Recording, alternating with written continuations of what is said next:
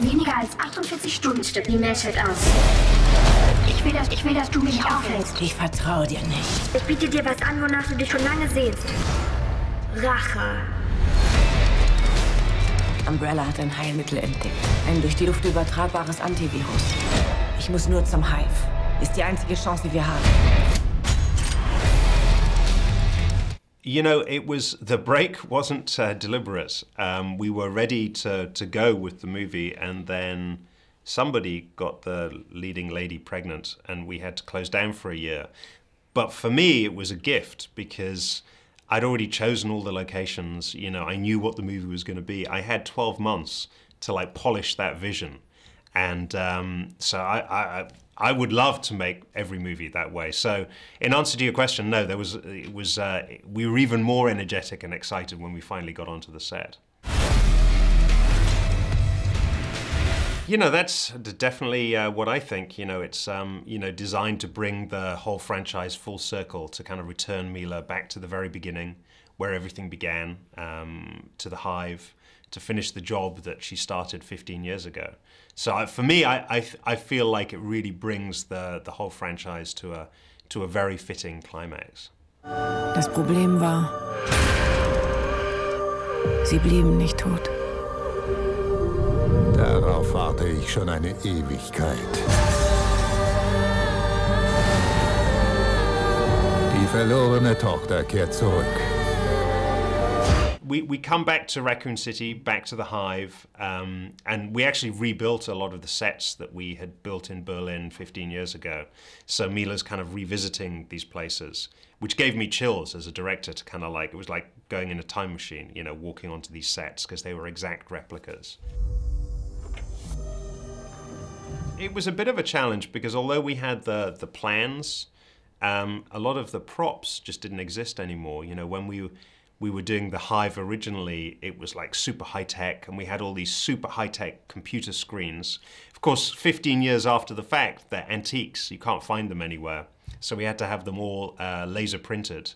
And you know, it was hard to recreate it, but it was really worth it, because I think as an audience member, you trip out when you go back. And it's fun to kind of revisit the laser corridor, because in the first movie, you know, Milla was only an observer. You know, she was very passive, she was watching through a window. And this time we actually get to put her in the Chamber of Horrors. Wir beide haben ein langes Spiel hinter uns, aber das ist jetzt vorbei.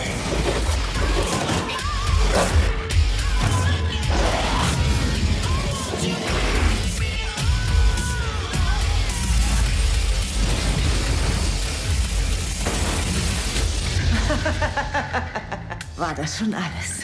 Denn wenn das alles war, dann muss ich sie jetzt töten. You know, I always feel like we want to deliver something new. Each movie of the franchise. I think for a successful franchise, you have to evolve or you die. You can't just deliver the same thing to an audience over and over again. And I think one of the things we've changed very effectively is the look and the feel of each of the films. And this movie, I think, has a completely, radically different feel to any of the other movies. And that's because we went to Africa to shoot it. So we have these incredibly epic post-apocalyptic locations.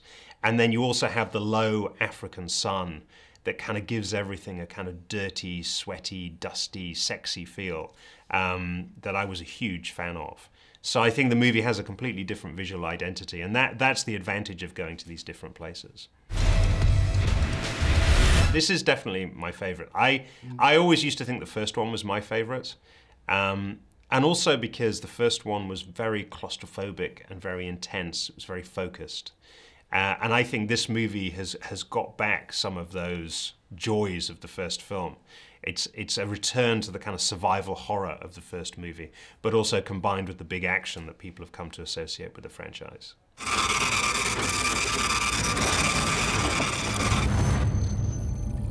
Bist du jetzt zufrieden? Meine Satelliten zeigen mir, dass auf der Erde noch 4.472 Menschen leben.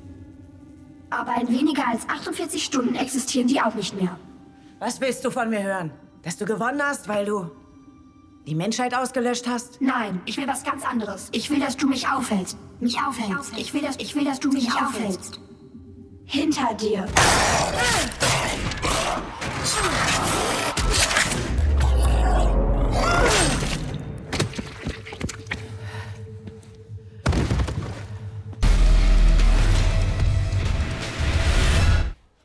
listen, I'm in love with the woman. There's nothing I don't like about her.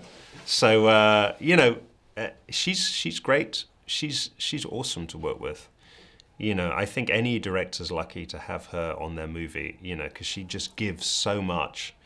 And then I'm very lucky to have her in my life kind of off the movie set, you know, because she gives just as much in her personal life.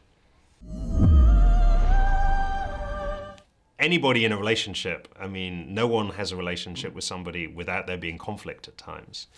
And no one makes a movie without there being conflict. I mean, movies are a creative process. And sometimes out of conflict comes great creativity. You know, you have to have conflict, but it's a question of how you deal with that and how you cope with it. And, you know, for me, one of the things on set, I'm in awe of actors. I mean, I love actors. They do something I can't do.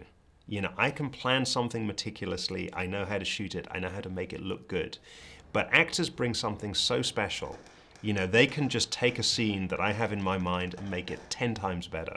There's an example in this movie, like there's a scene where Milla's hung upside down and there are 5 guys beating on her with machine guns.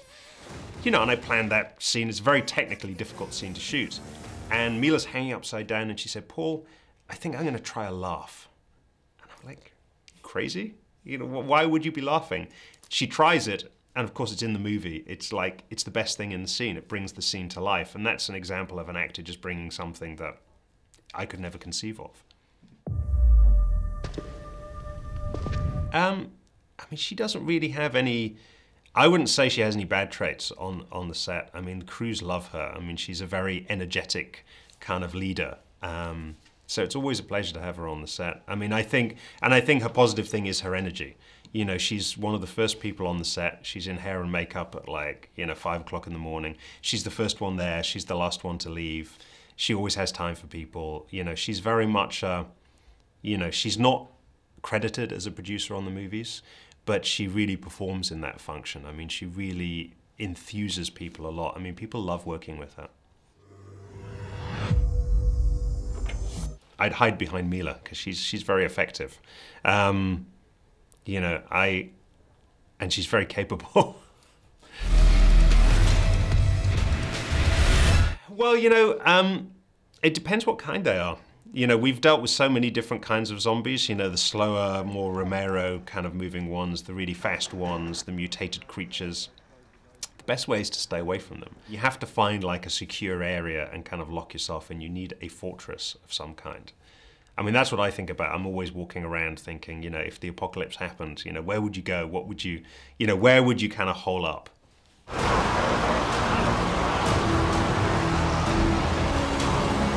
Fertig machen zum Angriff!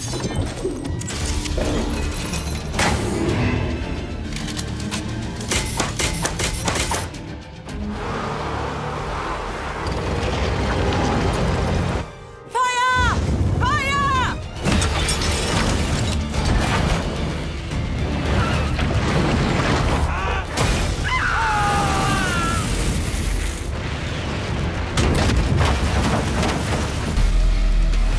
Well, you know, while we were getting ready this morning, I've revisited Plants vs. Zombies, which is like an evergreen. I mean, it's such a great game. It's difficult to adapt video games, you know, and you look at the history of people doing it, more often than not, they get it wrong and the movies don't work. And, you know, my movies, I've been very fortunate they have worked, but I don't think it's just fortune. It is the filmmaker having a passion for what he does. You know, I loved Mortal Kombat because I played the game, I was obsessed with it. And I loved Resident Evil, I played the game, I was obsessed with it.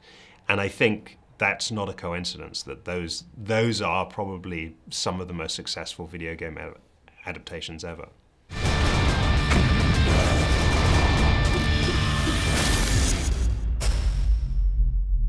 My favorite scary movie is The Shining. You know, that's the movie that I return to. If you know, it doesn't matter how jet lagged you are, if you switch on the TV and The Shining's on, that's it. You're stuck for 2 hours. I got to watch it. And, you know, it has concepts within it that have stayed with me and, you know, haunt me. You know, it's a great haunted house movie because it really does haunt you.